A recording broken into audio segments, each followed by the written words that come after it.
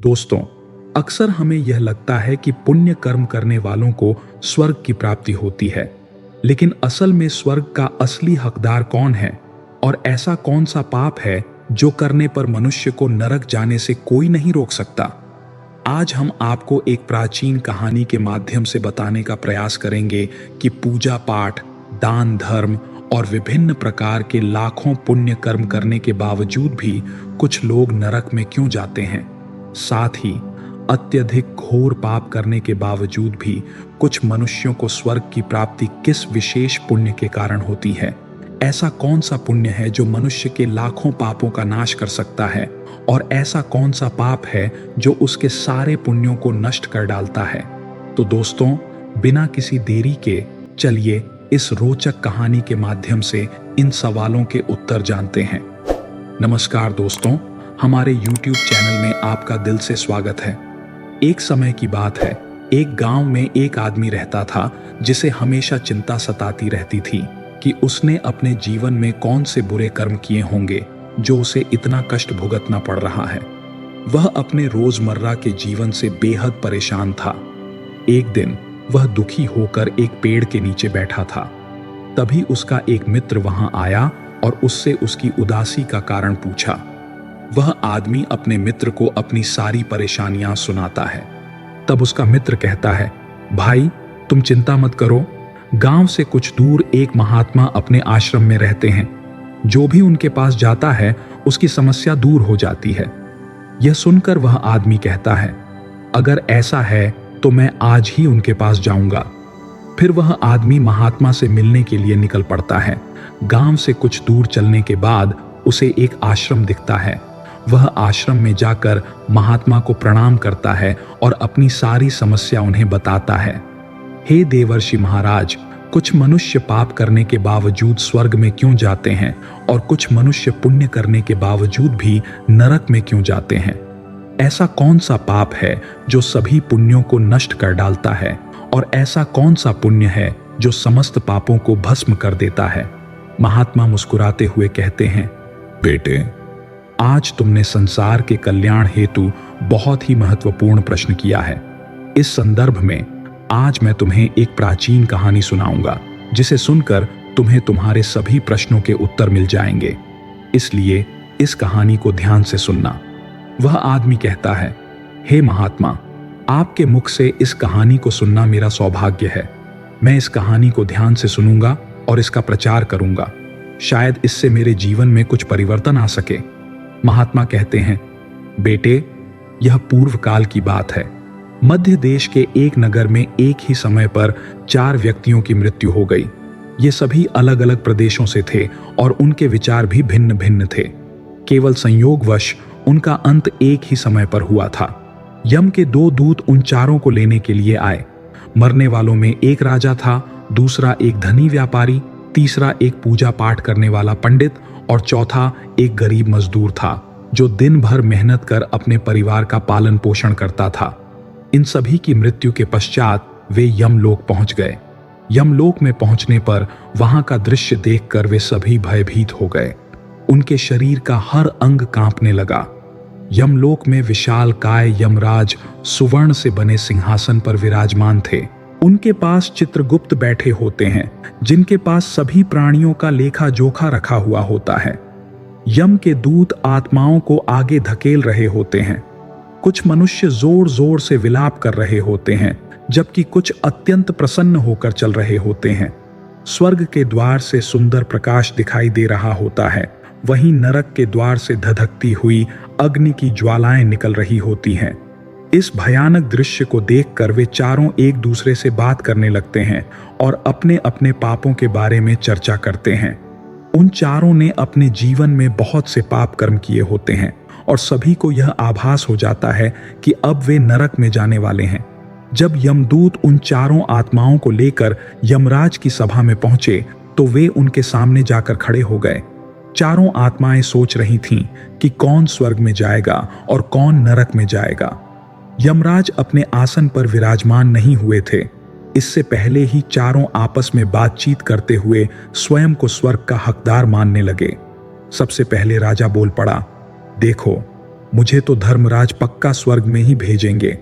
मैं एक विश्वविख्यात राजा हूं और मैंने अपने अनेक सद्कर्मों से धरती पर अपना नाम कमाया है। हर तरफ लोग मेरे अच्छे कर्मों की चर्चा करते हैं। कभी भी कोई मेरे द्वार से खाली हाथ नहीं गया। जो भी आया मैंने उसे इतना दिया कि वह जीवन भर मेरे नाम को नहीं भूल पाया। मेरे दान से लाखों लोगों को भोजन मिला और रहने को आश्रय मिला।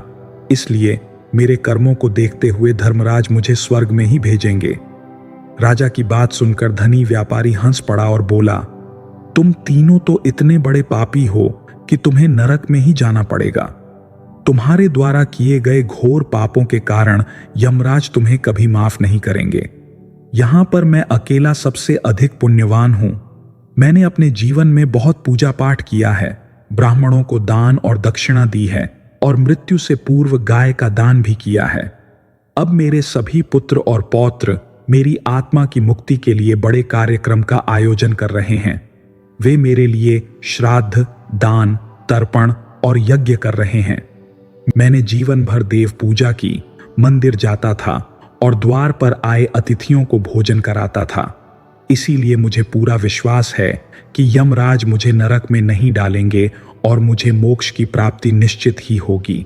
धनी व्यापारी की बात सुनते ही पंडित जी बोल पड़े, अरे भाई, क्यों फिजूल की बातें कर रहे हो? स्वर्ग में जाना कोई आसान बात नहीं है। स्वर्ग में पहुंचने के लिए केवल दान ही नहीं, पूजा पाठ भी करना पड़ता है। इसीलिए स्वर्ग का दरवाजा तो मैं ही खोलूंगा। मैंने भगवान की खूब पूजा की है। मेरा पूरा जीवन पूजा और आराधना में बीता है। मेरे शुभ कर्मों के कारण ही धर्मराज मुझे स्वर्ग में प्रवेश देंगे, ये बात मैं अच्छी तरह जानता हूं। फिर तीनों ने अपनी अपनी बातें पूरी की और विचारों का आदान प्रदान किया। उसके बाद उन्होंने चौथे व्यक्ति गरीब मजदूर की ओर देखा, यह जानने के लिए कि वह क्या कहता है। क्या उसने भी कोई अच्छा काम किया है या फिर उसने अपना पूरा जीवन केवल मजदूरी करते हुए दूसरों के अधीन ही बिताया है? मजदूर चुपचाप नीचे नजरें झुकाए सबकी बातें सुनता रहा, जबकि वे तीनों गर्व से अपनी प्रशंसा कर रहे थे। तभी धर्मराज अपने साथी चित्रगुप्त के साथ दरबार में आए। चित्रगुप्त के हाथ में एक मोटी किताब थी जिसमें समस्त प्राणियों के कर्मों का लेखा जोखा था। धर्मराज अपने आसन पर विराजमान हुए और चित्रगुप्त ने राजा को अपने पास बुलाया। चित्रगुप्त ने राजा से पूछा, तुमने धरती पर बड़े ही विख्यात राजा के रूप में जीवन बिताया है। बताओ, तुमने अपने जीवन में कौन कौन से शुभ कर्म किए हैं और कितने लोगों को दुख पहुंचाया है, कितने लोगों का भला किया है। मैं अपनी पुस्तक में देखकर यह तय करूंगा कि क्या आप स्वर्ग जाने के योग्य हैं या नहीं। राजा गर्व से अपनी प्रशंसा करते हुए कहने लगा, हे मुनिवर, मैं एक बड़े और समृद्ध राज्य का स्वामी था।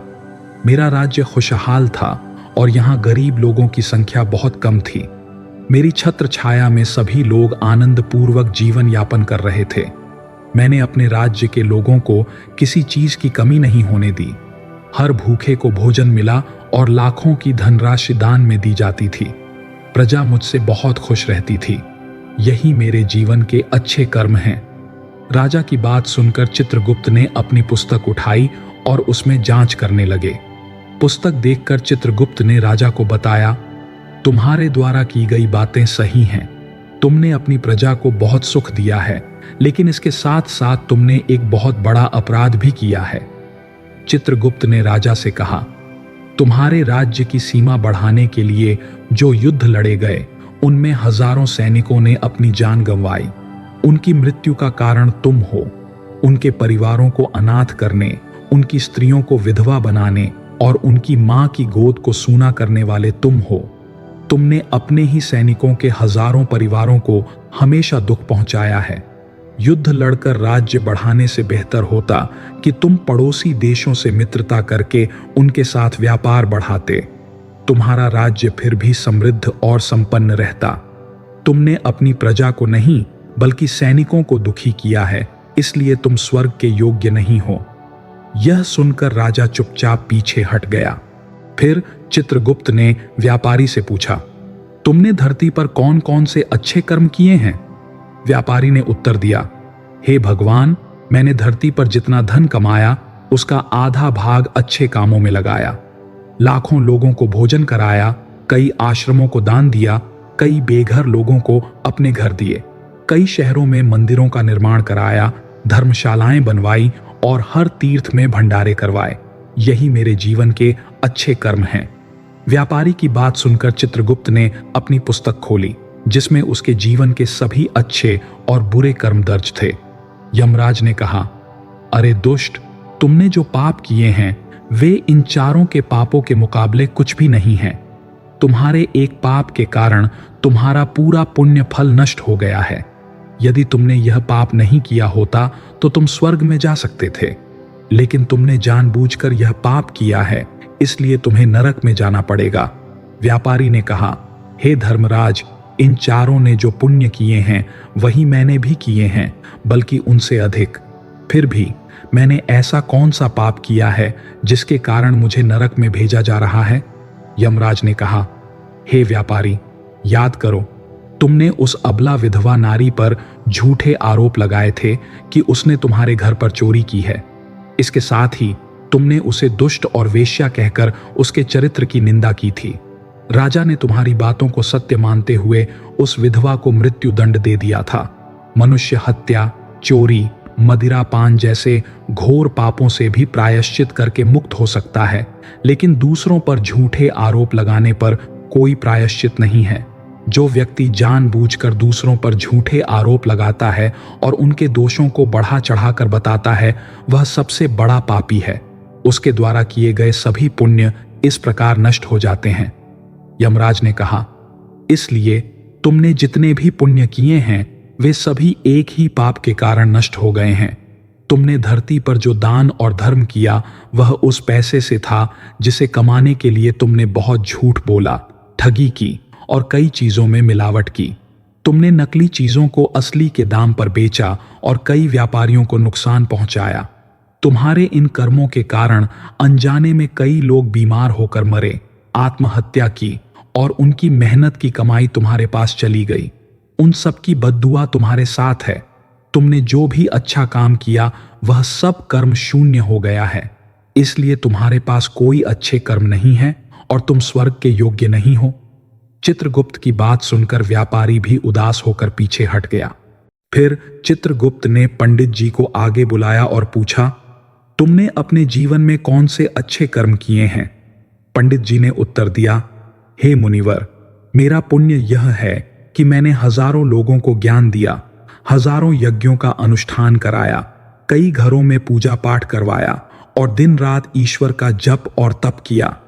मैंने हजारों कन्याओं का विवाह कराया, लाखों पिंड दान और श्राद्ध किए और अनगिनत लोगों को मार्गदर्शन किया। इससे अधिक शुभ कर्म और क्या हो सकता है? चित्रगुप्त ने अपनी पुस्तक में देखा और कहा, हे पंडित महाराज, तुम्हारे द्वारा किए गए कर्म सत्य हैं। तुमने हजारों लोगों को ज्ञान दिया, लेकिन उस ज्ञान पर खुद कभी अमल नहीं किया। तुमने सैकड़ों यज्ञ और पूजा अनुष्ठान कराए, लेकिन ये सभी निस्वार्थ भाव से नहीं किए। तुम हमेशा धन के लालची रहे हो, इसलिए तुम स्वर्ग में जाने के अधिकारी नहीं हो। यह सुनकर पंडित जी भी उदास होकर पीछे हट गए। अब केवल मजदूर ही बचा था। वह मजदूर यह सब देखकर बहुत हैरान था कि जिनको वह अब तक इतना महान समझता था वे सभी स्वर्ग के अधिकारी नहीं थे। उसने सोचा कि मैं कैसे स्वर्ग में जा सकता हूं? मुझे तो स्वर्ग की कल्पना भी नहीं करनी चाहिए, क्योंकि मैंने पूजा पाठ या दान करने का कोई अवसर ही नहीं पाया। मैं तो बस मेहनत मजदूरी करके अपने परिवार का पालन पोषण करता रहा। इतना सोचते सोचते ही चित्रगुप्त ने उसे भी बुला लिया और उससे पूछा, तुम्हारे जीवन में कौन से अच्छे कर्म किए हैं? मजदूर ने जवाब दिया, भगवान, मैंने धरती पर एक गरीब परिवार में जन्म लिया। दान, हवन, पूजा पाठ करने के लायक मैं नहीं था, इसलिए शुभ कर्म करने की मेरी कोई स्थिति ही नहीं थी। मैं तो बस अपने परिवार का पालन पोषण बड़ी मुश्किल से करता था। मजदूर ने कहा, भगवान, मैं जानता हूं कि मैं स्वर्ग में जाने का अधिकारी नहीं हूं। मैंने धरती पर भी नर्क भोगा है और आगे भी नर्क में ही जाने की स्थिति है। लेकिन हे प्रभु, यहां पर भी मेरी एक इच्छा है।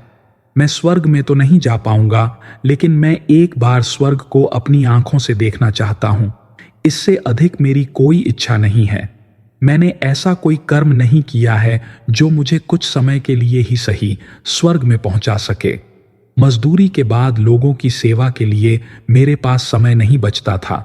जो भी समय बचता था उसे मैंने अपने बूढ़े माता पिता की सेवा में लगा दिया। मैं उन्हें खिलाता पिलाता और उनके वस्त्र बदलता। यही मेरी दिनचर्या थी। मुझे तो मंदिर में जाने का भी अवसर नहीं मिला। मजदूर की बात सुनकर चित्रगुप्त ने अपनी पुस्तक में देखा और पूछा, हे मानव, तुम ध्यान से सोचकर बताओ कि तुमने कभी कोई शुभ कर्म किया होगा। मजदूर ने अपने पूरे जीवन को याद किया और उसे एक घटना याद आई। एक बार उसे बहुत तेज भूख लगी थी और वह रोटी खाने के लिए बैठा था। उसी समय एक कमजोर और बीमार कुत्ता उसके सामने आया जो ठीक से चल भी नहीं पा रहा था। वह कुत्ता आकर उसकी रोटी की ओर देखने लगा। मजदूर ने महसूस किया कि वह कुत्ता बहुत भूखा है। उसके अंदर से आवाज आई कि बेजुबान जानवर को छोड़कर अकेला कैसे खा सकता है। उसने अपनी रोटी कुत्ते को दे दी और खुद पूरे दिन भूखे पेट काम किया। मजदूर की बात सुनकर चित्रगुप्त मुस्कुराए और उसका हाथ पकड़कर उसे सम्मानपूर्वक स्वर्ग में ले गए। चित्रगुप्त ने कहा, वास्तव में आप ही स्वर्ग में रहने के अधिकारी हैं। प्राणियों पर दया दिखाना सबसे बड़ा शुभ कर्म है। निस्वार्थ भाव से किए गए कर्मों को ही सबसे बड़ा पुण्य मिलता है। जन कल्याण के लिए किया गया छोटा सा भी कार्य सैकड़ों पापों को नष्ट कर सकता है। चित्रगुप्त ने आगे कहा, लालच, मोह और स्वार्थ के साथ किए गए कर्म फलदायी नहीं होते। जीवन में अच्छे कर्म और अच्छी भावना के साथ काम करना चाहिए। ऐसा नहीं होना चाहिए कि आपने किसी से धन छीनकर या चोरी करके उसे दान पुण्य में लगा दिया हो। ऐसे कर्म कभी भी अच्छे नहीं होते। स्वर्ग में वही व्यक्ति जाता है जिसने निस्वार्थ भाव से प्राणियों की सेवा की हो, भले ही उसने एक पैसा भी दान ना किया हो। वह व्यक्ति जो अपनी सामर्थ्य अनुसार निस्वार्थ भाव से कर्म करता है, उसकी मुक्ति का रास्ता तय होता है। तो दोस्तों, आशा है आपको यह कहानी पसंद आई होगी। कृपया कमेंट सेक्शन में बताएं कि आपको यह कहानी कैसी लगी, और अगर आपको यह पसंद आई हो तो चैनल को सब्सक्राइब जरूर करें। अगली कहानी में फिर मिलते हैं। तब तक के लिए अपना ध्यान रखें। धन्यवाद और नमो बुद्धाय।